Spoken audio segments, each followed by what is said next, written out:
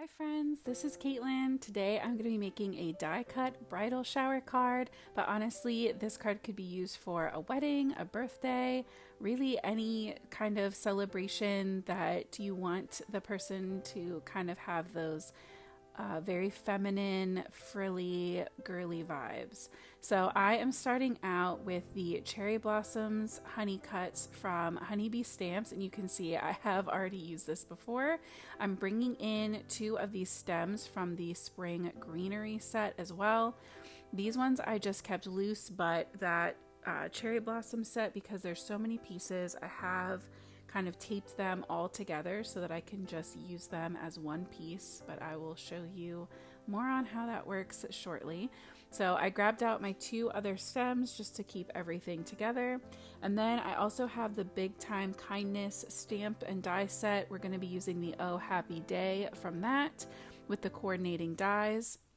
And then I was gifted by Kendra from Cards by Kendra this really beautiful slimline cover plate die, and I just love it. It's so beautiful. The floral is beautiful and the details amazing. Before we jump in, go ahead and click that subscribe button so you get the notifications and you can hang out with me every Friday afternoon for some crafty inspiration.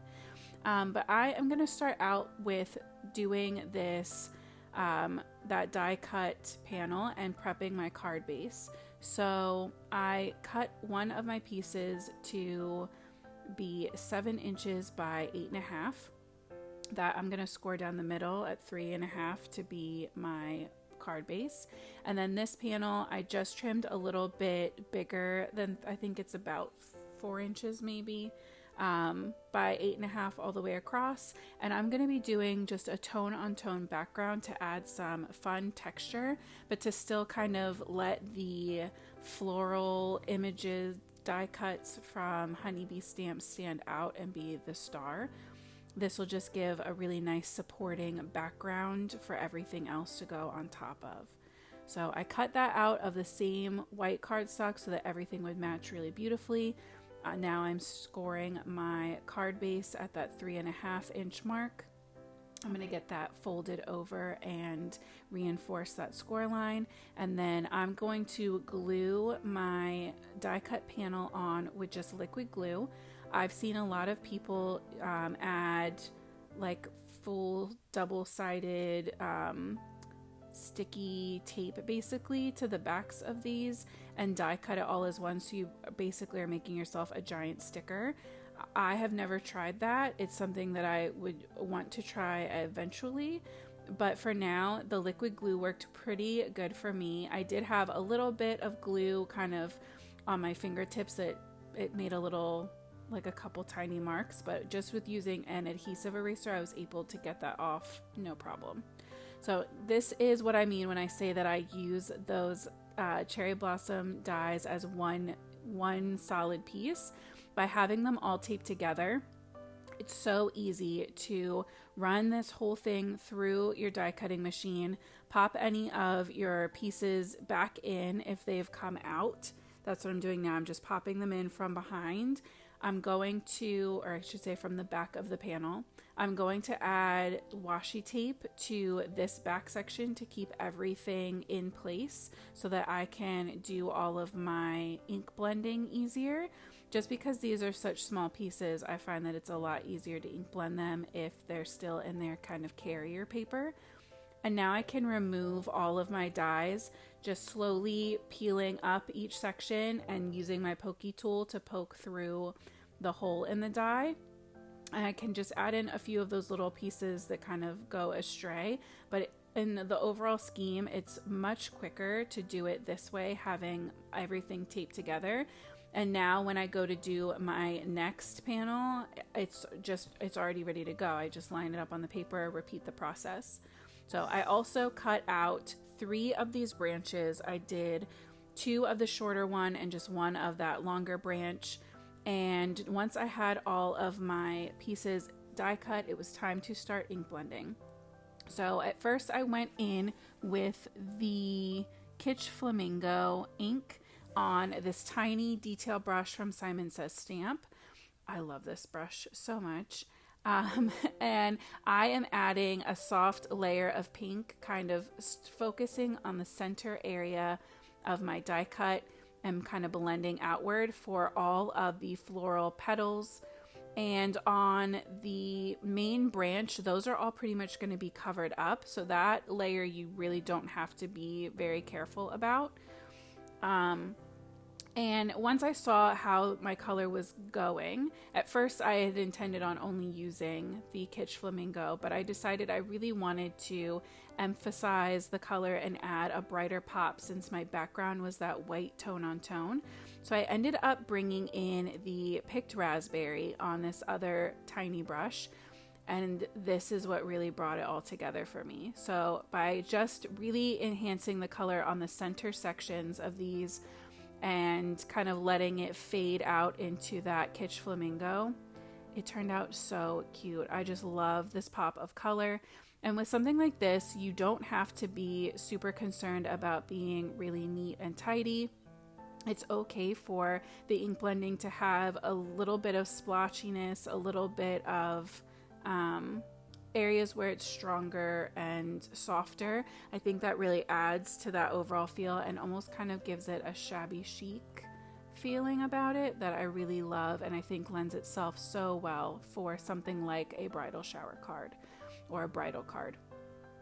So the reason I made this card is because my best friend has 3 weddings coming up in the next 2 months that she's attending, and she messaged me and was like, hey, do you have anything that would work? And I was like, girl, no, not in my stash right now, but I can sure get to work on it. So thank you to her for inspiring me on my project. I went in with bundled sage on my leaves, and then I grabbed I'm pretty sure it's the forest moss for my the parts that like hold the buds of the flowers in place, and I ended up bringing in even more of that color onto the other areas just so that everything kind of looked a little more cohesive. I thought it looked weird to have just the bundled sage alone and then the other color, that forest moss, alone. I think it works a lot better having them kind of overlapping and combining the same way that I did with the pinks. Having the 2 shades just gives that extra little bit of interest. And I used a Copic marker to shade in just the branch areas on the base. I thought that was easier than having to worry about going in with an ink. So to assemble my branches, I'm starting off with just adding glue to a couple flowers at a time. And when I'm doing these, I really like to offset my dies a little bit. You can make this first layer match up perfectly, and there's nothing wrong with that. I'm pretty sure that's how Honeybee Stamps intended it to be, but I love offsetting it just a little. I think it adds just a little more character. It gives that extra layer without you having to do any extra work, where you can kind of see that color popping from underneath. And I just really like the added texture, but do whatever makes you happy, of course. And I'm going in, like I said, with just doing a little bit of gluing at a time, working my way up and around.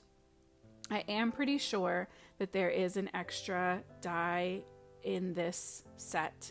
I looked at the Honeybee Stamps website, I looked at their packaging, I counted the number of layers that there were in the pictures, I counted the number of dies that I have, and I swear there is an extra die cut for the kind of medium flower that's over on the right hand side, that one I just added glue to. I think there's an extra one of those. I can't be sure. If you know, feel free to let me know in the comments.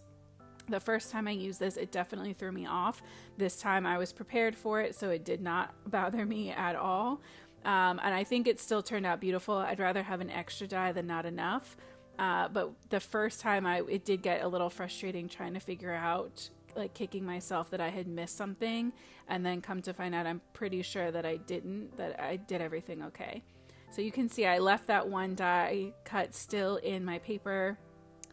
I don't know what to do with it. So now for my sentiment, I am using the Picked Raspberry Oxide die this time, Oxide ink. so that the colors go together really well, but I just love how oxides stamp better than the regular distress inks. So I used that. I lined up my coordinating die and I got that cut out. In the pictures, I think the ink looks a little bit different, but in person, the pinks match up almost flawlessly. So just keep that in mind, that sometimes on the screen, colors turn out a little bit different than they do in person. I'm adding my sentiment down on the center of my card panel with some liquid glue, and then I will start placing my branches, and I kind of wanted to do a diagonal across my card, so coming from the top right and the bottom left to meet in the middle around my sentiment, just kind of taking my time going in with that liquid glue, pressing down really firmly. Because I have that die cut panel on the front, I did want to make sure that everything adhered down really well and was nice and secure. So just take your time. I trimmed off the extra little branch there. I did like that all of these kind of go right up to the edge. I think that just adds a lot of interest. And I put the two smaller branches, I'm pretty sure, over on this side. And yeah, the two smaller ones went kind of in opposite directions from that corner, and then my longer floral branch is going to go right in between them, kind of nesting perfectly up against that sentiment. I just love how this frames and draws your eye in. And then I wanted to add some kind of shine or sparkle to this, and so I decided to add pearls and use the background panel as my inspiration for my placement. I don't know now looking back if that was the best idea. I kind of wish I had just scattered them instead, but I still like it. So you do you. These are the little white pearls from Twiddler's Nook. I love them because they are so tiny and delicate, and they do add that shine, but they don't distract from the card at all. So I just placed them kind of in the little floral centers on that background panel. Again, going in with liquid glue and just kind of placing them there one at a time. And then just like that, that brought my whole card together. So I'm going to get my table straightened up and then give you a better look. I just love how delicate and soft and beautiful this card is. My friend was absolutely in love with it, and I hope the bride that she gives it to knows that some serious love went into it. I wish her the best. I wish you all the best. Thank you so much for coming to hang out with me. I hope that you have an amazing weekend. Until next time, happy crafting.